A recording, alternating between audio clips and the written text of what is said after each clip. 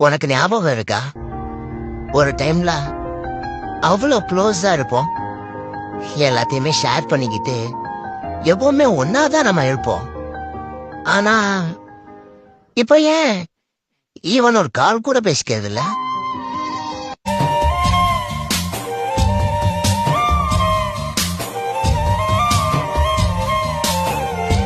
சொந்தம் ஓரானந்தம் பந்தம் பேரானந்தம் கண்ணே உன் விழியா பிறர் கழுதா கண்ணீரும் ஆனந்தம் ஆனந்தம்